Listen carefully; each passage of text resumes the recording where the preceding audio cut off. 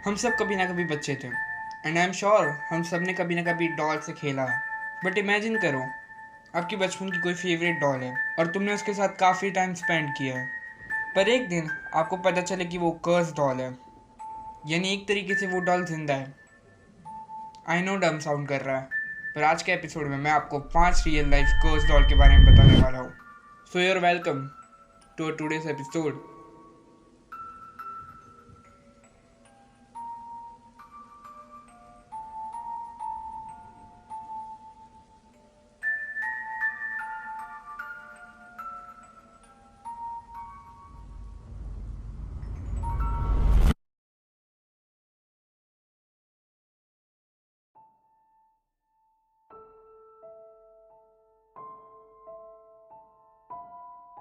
Carry वॉल्ट Austria में एक नया घर खरीदता है और वो अपनी लाइफ नॉर्मली जी रहा होता है। पर एक दिन वो व्रीक डेली न्यूज़ में कॉल कर ये बताता है, मेरा नाम कैरी वॉल्ट है, मैं ऑस्ट्रिया में नया नया शिफ्ट हुआ हूँ। और जब मैं शिफ्ट हुआ तो मुझे मेरे घर के नीचे दफन हुई एक डॉल मिली। मैंने उसे अपने घर पर रख लिया और सब कुछ नॉर्मल चल रहा था वो दिन के पहले तक। डॉल को घर में लेने के बाद हमें घर में से रात के वक्त अजीब आवाज़ें सुनाई देती। ऐसा लगता कि वो डॉल रात में चलती। इनफैक्ट हम जब सुबह उठते थे तब ज़मीन पे स्कर्फ मार्क मिलते थे। वो एक छोटे से साइज़ के शूज़ के निशान होते थे और मैं शर्त लगा सकता हूँ कि ये वो डॉल के शूज़ के निशान थे।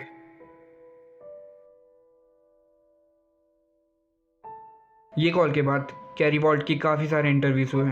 कैरी वॉल्ट ने उन इंटरव्यू में उस डॉल के बारे में बताया। उस डॉल का नाम था लेटा। लेटा लेट मी आउट का शॉर्ट फॉर्म था और उसे लोग लेट मी आउट इसलिए कहते थे क्योंकि लोगों ने उसे कई बार चिल्लाते हुए सुना था, लेट मी आउट। कैरी ने एक इंटरव्यू में ये भी बताया था कि वो एक छोटे से लड़के की डॉल थी जिसकी पानी में डूबने के कारण डेथ हो गई थी, पर लेटा ने आज तक किसी को भी हार्म नहीं पहुंचाया था, तो कैरी वॉल्ट ने उसे अपने साथ में ही रखा और आज भी लेटा कैरी वॉल्ट के पास है।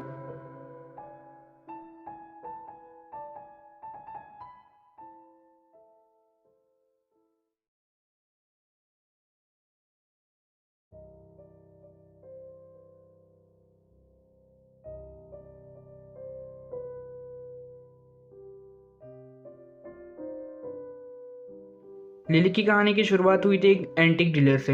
एक एंटिक डीलर को एक एंटिक चेस्ट में लिली मिली थी। जब डीलर को लिली मिली तो वो बिना कुछ सोचे समझे उसे अपने घर पर लेकर गया। उसी दिन के बाद उसे डरावने सपने आने लगे। उन सपनों में एक छोटी सी लड़की होती जिसका एक बहुत बुरा एक्सीडेंट हो जाता था। वो इतना बुरा एक्सीडेंट था कि डीलर उसे डिटेल में भी नहीं बता पाता था और उसे लगता था कि ये लिली की वजह से हो रहा है। तो उसने डिसाइड किया कि लिली को वो एक सेल में बेच देगा। पर सेल पर होने के बावजूद भी उसे किसी ने नहीं खरीदा। पर एक दिन उस डीलर की शॉप पे एक कस्टमर आई अपनी एक छोटी सी बच्ची को लेकर, और जब उस बच्ची ने लिली को देखा तो उससे वो बात करने लगी। शॉप पर अब जितने भी लोग आ रहे थे सब वो बच्ची को देखकर चौंक जा रहे थे क्योंकि वो बच्ची लिली से इस तरीके से बात कर रही थी जैसे कि लिली उसकी कोई छोटी सी दोस्त हो। ऐसे ही बात करते करते 3 घंटे बीत जाते हैं और 3 घंटों के बाद वो बच्ची उस शॉप के स्टाफ को ये बताती है, लिली एक छोटी सी बच्ची की डॉल थी जिसके ऊपर एक्सट्रीम वायलेंस किया गया था। ये जानने के बाद डीलर ने बिना कुछ सोचे समझे लिली को जैक बैगन के हॉन्टेड म्यूजियम में दे दिया और आज भी लिली को जैक बैगन के हॉन्टेड म्यूजियम में रखा गया है।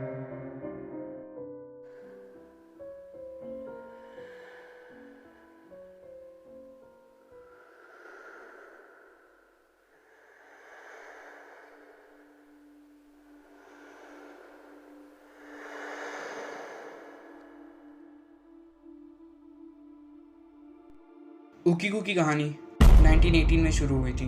उस डॉल को एक 17 ईयर ओल्ड बॉय इकिची सुजुकी ने खरीदा था अपनी 2 साल की बहन ओकीकू को गिफ्ट देने के लिए।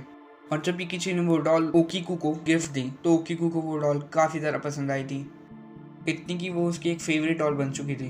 वो उस डॉल का ध्यान अपनी छोटी बहन की तरह रखती थी, उसे खिलाती थी, उसे अपने साथ सुलाती थी, उससे घंटों तक बातें करती थी और उसके साथ खेलते खेलते कब 1 साल बीत गया पता ही नहीं चला। पर 1 साल बाद 1919 जब ओकीकू 3 साल की हो चुकी थी उसे येलो फीवर हो गया।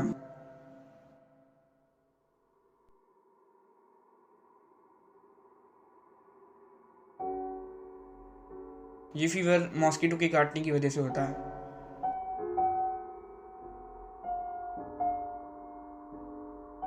जब ओकीको अपनी आखिरी सांसें गिन रही थी, उसने उस वक्त तक अपनी डॉल को छोड़ा नहीं था, पर आखिर में जाकर ओकीको की डेथ हो जाती है।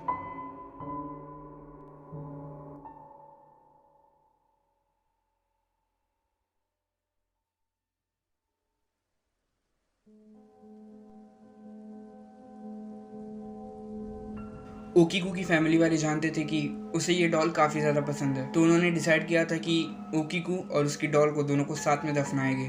पर ये गवर्नमेंट रूल के खिलाफ था, तो उन्होंने डिसाइड किया कि वो ओकीको की याद में एक पवित्र जगह बनाएंगे जो एक मंदिर की तरह होगी और उसमें ओकीको की डॉल की पूजा की जाएगी। और ऐसे ही चलते चलते काफ़ी टाइम बीत जाता है, पर फैमिली कुछ नोटिस करती है। वो डॉल जिसके हेयर तब शॉर्ट बॉब कट में कटे हुए थे, जो उसके कंधे के ऊपर तक आ रहे थे, अब उसके हाथ के नीचे तक पहुंच चुके थे। यस, उसके बाल ग्रो कर रहे थे। और धीरे धीरे फैमिली ने काफ़ी सारी और भी अजीब चीज़ें नोटिस करना शुरू कर दी, जैसे कि घर की लाइट्स अपने आप ऑन ऑफ होती थी, घर में से अजीब व गरीब आवाज़ सुनाई देती थी, उन्हें ओकीको के सपने आते थे, और जब वो सुबह उठते थे तब वो डॉल उनके आसपास ही होती थी। ये सब चीज़ें जब बढ़ने लगी तो ओकीको की फैमिली ने काफ़ी सारे टाउन्स में जा जाके स्पिरिचुअल लीडर से पूछा कि ऐसा क्यों हो रहा है, और उन सब लीडर ने यही कहा, ओकीको की आत्मा उसकी डॉल में ट्रैप हो चुकी है। ये जानने के बाद ओकीको की फैमिली ने 20 साल तक उसकी डॉल का ध्यान रखा, पर आगे जाके जब उसकी फैमिली शिफ्ट होने वाली थी तब जाने से पहले उन्होंने ओकीको को मैननजी टेम्पल में दे दिया, और आज भी ओकीको मैननजी टेम्पल में रखी गई है।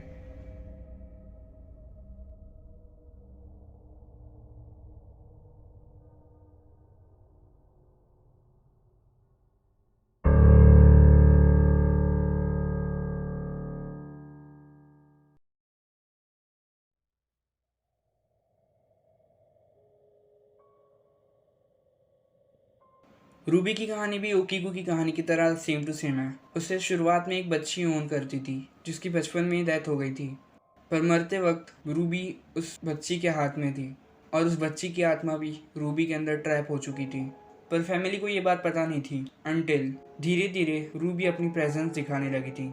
घर में से चीज़ें गायब होने लगी थी, लोगों को आवाज़ आती थी घर में से, और ये सब धीरे धीरे बढ़ते गया। तो ये सब चीज़ों के कारण फैमिली ने डिसाइड किया कि रूबी को वो एक कार्डबोर्ड बॉक्स में बंद कर एटिक में रख देंगे, और जब उन्होंने ये किया तो सब शांत हो गया था। साल बीत गए, और डाना मैथ्यू जो उसी फैमिली की मेंबर थी, उसे एक कार्डबोर्ड का बॉक्स मिलता है जिसके अंदर रूबी थी। जब वो अपनी फैमिली से इसके बारे में पूछती है तो उसकी फैमिली उसे ये पूरी कहानी बताते हैं। कहानी जानने के बाद Dana, the travelling museum of paranormal and occult नाम के हॉन्टेड म्यूजियम की मालिक थी, उसने डिसाइड किया कि रूबी को वो अपने म्यूजियम में रखेगी, और आज भी रूबी को उसी म्यूजियम में रखा गया है।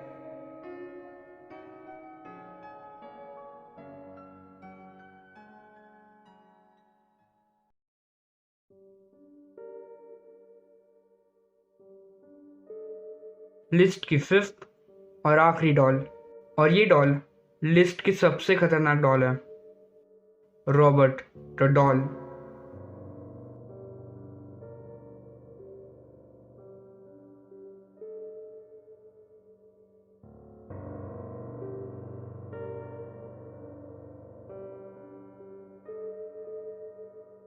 रॉबर्ट एक हैंडमेड डॉल थी जिसे एक सर्वेंट ने बनाया था अपने मालिक के बेटे रॉबर्ट यूजीन ऑटो के लिए, और यूजीन को रॉबर्ट द डॉल काफी ज्यादा पसंद आया था। वो दोनों काफी कम समय में बेस्ट फ्रेंड बन चुके थे। वो अपना ज्यादातर टाइम साथ में बिताते थे, वो उससे बातें करता था, उसके साथ खेलता था, वो उसे अपनी आंखों के सामने से हटने नहीं देता था। उन्हें अलग करना इम्पॉसिबल सा हो गया था। पर एक रात जब यूजीन, जो अब 10 साल का हो चुका था, वो सो रहा था, और अचानक से उसकी नींद खुलती है, और उसकी नींद खुलते ही वो देखता है कि बेड के एंड पे रॉबर्ट बैठा है और वो यूजीन को घूरे जा रहा है। ये देखते ही यूजीन डर गया और जोर से चिल्लाया। चिल्लाते ही उसकी मॉम की नींद खुल गई और उसकी मॉम तेजी से रूम की तरफ बढ़ती है, पर दरवाजा लॉक था। यूजीन की मॉम ट्राई करती है दरवाजा खोलने का, बट वो खोल नहीं पाती, और थोड़ी देर बाद अचानक से कमरे से कुछ जोर से गिरने की आवाज आती है और डोर अपने आप खुल जाता है। और जब डोर खुलता है तो यूजिन की मॉम देखती है कि यूजिन बेड पे बैठे बैठे चिल्ला रहा है, और बेड की एंड पे बैठा हुआ है रॉबर्ट, और वो उसे घूरे जा रहा है, और यूजिन का रूम पूरी तरीके से बिखर चुका था। और जब यूजिन की मॉम ने उससे पूछा कि ये किसने किया, तो उसने बोला कि ये रॉबर्ट ने किया। बट रॉबर्ट आखिर में एक सॉफ्ट टॉय था, तो ऑब्वियसली किसी के भी लिए वो चीज पे यकीन करना इम्पॉसिबल था।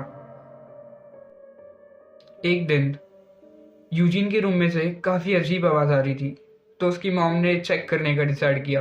रूम के पास जाकर गौर से वो आवाज़ सुन रही थी तो उन्हें सुनाई दिया कि यूजीन रॉबर्ट के साथ में बात कर रहा है। बट उससे क्रीपी चीज़ ये थी कि वहाँ पर एक और आवाज़ आ रही थी जो कि यूजीन की वॉइस से बिल्कुल अलग थी। उन्होंने बिना कुछ सोचे समझे दरवाज़ा खोल दिया और दरवाज़ा खोलने के बाद उन्होंने देखा कि यूजीन अपनी डॉल रॉबर्ट के साथ में बस बातें कर रहा है।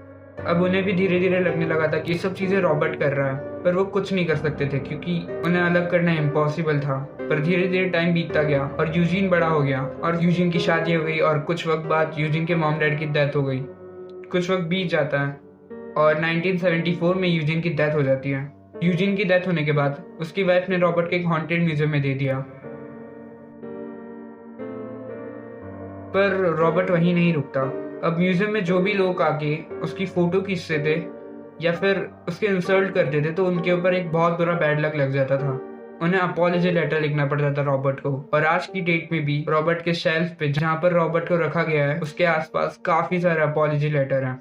म्यूजियम में ऐसे हादसे बढ़ने के बाद म्यूजियम वालों ने रॉबर्ट की बैक स्टोरी जानने की कोशिश की और उन्हें पता चला कि रॉबर्ट डॉल कर्स डॉल थी और उसे उस सर्वेंट ने कर्ज दिया था।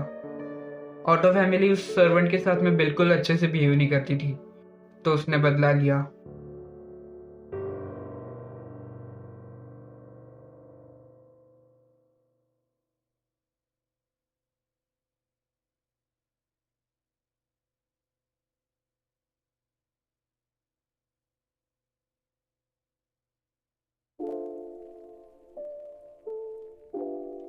Okay, the end of video.